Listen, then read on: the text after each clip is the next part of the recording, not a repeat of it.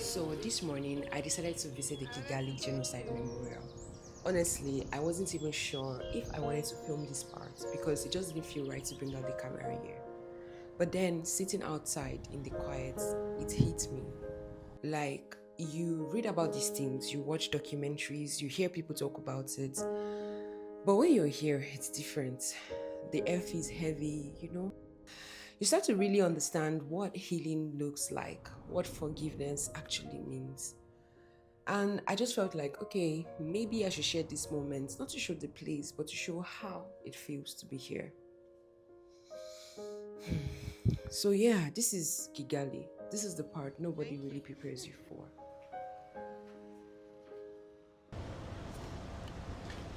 You guys, I just came out from the museum tour and God, wow, I can't even begin to explain how sad. Reading the stories, looking at what was done to people in the past, I can't even begin to imagine the people who were greatly affected by it, who had their siblings killed, their parents diseased as a result of this war, and who watched their parents and their loved ones being killed. 80% of Rwandan population, as at 1994, gone. Two-thirds of the population, two-thirds. Isn't that crazy? Why? The Tutsis against the Hutus. When I started reading and going through it, I just kept thinking that there has to be a political reason why this was happening. I feel like this was more political than it was about the issue that happened, right? I feel like it was a political field. In the physical, the people thought that they were doing themselves good by fighting each other, but I'm telling you that I wouldn't be surprised if there was more reasons why those fights were being instigated, and I believe that it was political. Watching the video and some of the survivors of the war, some of them said they were 10 when the thing happened and they lost their parents, and a lot of them see this memorial site as their home because most their loved ones are buried here, and the only difference is that they come and they go back home, they go back without them coming with them because they are gone. As a health person, I do hope that there's a lot more psychological support for post-traumatic survivors, because there's no how someone can remain the same being under that regime, especially if you were greatly affected by it. And even if you were not greatly affected by it, the children who grew up around that time, I wonder the kind of impact that must have had on them. It was so bad that there were bodies around. Sometimes you find them in the latrine, you find them on the roadside. Dead bodies, people just being killed merciless. Like, that statement hit me, struck me, said the country smelled like death. Wow. Imagine how a country can be smelling like dead people. I don't even know what it smells like, but I know that it consists of bloodshed. When the blood has been dried, the smell of it, the smell of human being decaying. If you know what the smell of an animal decaying smell like, just imagine that of many humans. Imagine how now, because I was just coming through the city and I was seeing how, oh, this is so luxurious, this is so beautiful.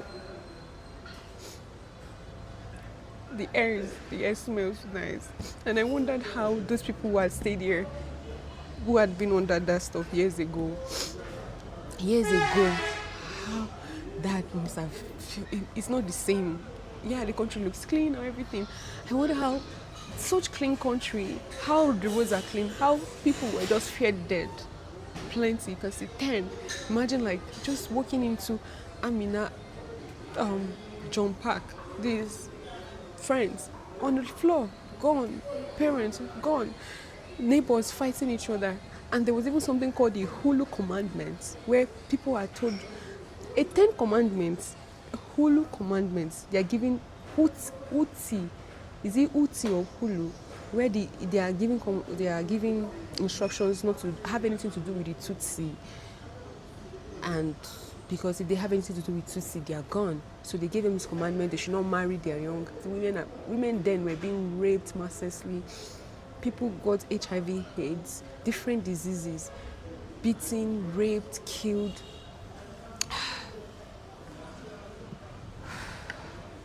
You know, I lived in Ukraine, right? And when I hear the stories of what happened to them in the past, even before this recent one, there was scenes like when the genocide, people were, I don't know, why do humans, someone made a statement like that was pinned in the museum that if you know me, if you know yourself, if you know me and you know yourself very well as a human, you wouldn't have killed me. Wow, that statement hits me like, you're just human like me. Why would you take your hand to kill someone like you? That is you. Like someone of the same. I do hope that, I don't know, I do hope that people, I pray for healing. I went to the prayers. I pray for healing for the people who are greatly affected by it. I pray for restoration. Because, I mean, it's just a sad story. While I'm here to just see what happened, this is a home to so many people. I saw the pictures of some people, of their parents, of their loved ones, and some said to my parents, we'll meet again. And it's so sad. Oh, God.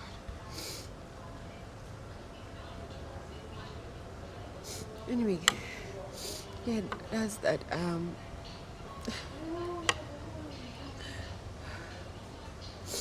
I believe that things are getting better right here. As a Nigerian myself, I know that even hearing the histories of the past of my own country, because I come from the part of the eastern part, and listening to stories about the Biafran War. You guys, I feel like this post is such a hard post for me to make, and that's the reason why I don't really see the reason why we fight ourselves. Because when I was going through the museum, I saw that during the time when there were these issues happening and people were being, a particular ethnic group were being, they said they want to ethnic cleansing, that's what they called it. Ethnic cleansing, taking out people's life, like you're cleansing the ethnicity. They wanted to wipe off the Tutsis, and some of them ran to neighboring countries like Uganda, I think Tanzania, and one other part, like they went there. And afterwards they came back. Some of them were able to return, but they went to refugees, their place, total displacement. So some people might say, okay, I'm from this place, but really, like, if you go down to when they were displaced, do you really know who you are? Like, I'm just thinking, and you know, as a result of this, a lot of people fled the country, and I'm sure some of them didn't come back, and like generations, because this happened in 1994. Imagine generations, and you don't even know your roots like that. So at the end of the day, you even mix with other people, mix with other nations, and at the end of the day, like, you're no more. You say, okay, let's say for instance, you now, generations come to pass, you say you're a Ugandan. So that's, if you check your DNA, or you know that you're from Rwanda, but like as a result of displacement and everything, you just become a Ugandan, and because maybe you don't even know your history or something. So at the end of the day, what I'm driving at is that we are one. Because a lot of things happened, like people, displacements and everything. So I don't even see the reason why Africans, we fight each other. It doesn't even make sense. Because if you check your blood, if you check your DNA, you will see you're a mix of this and this and that and that. If there's a way we can check, because I know that people do this ancestry DNA, I don't know if it's 100% accurate, but you can tell that you are not entirely, completely that country that you say you are. Most times you may not be entirely, completely that country you say you are. You can be a mix of that and other things, but there's no need. We need to come together. We need to act like sisters, brothers. Like, sometimes I visit some countries and I'm trying to, and they're like, no, you cannot talk like that. You're from this place. You're a foreigner. Yeah, I may not be like from there, but at the end of the day, always look at this color, right? And let's treat ourselves better. And let's not do to ourselves, our neighbors, like that. So one of them in the video was saying that she doesn't think she can trust anybody again. And imagine, how would you, when your neighbors, that one person was crying in the video that I watched before we went to see this, and she was begging the neighbor to hide her so that from the people who were coming to kill. The man didn't hide her. He said he called the people and said, there's somebody hiding here. And they killed her, and that was it. And that was someone's mom. That was not someone's mom, and the son was not narrating, but he was able to escape. We must do better, really. If we want to see better, we must do better. It's such a hard post to make, and maybe we should. I might end it here, or we might go to see somewhere else. All right. Honestly, today was heavy. It wasn't an easy morning, and sitting here made me think a lot. Kigali has this quiet strength, this calmness. It teaches you to pause.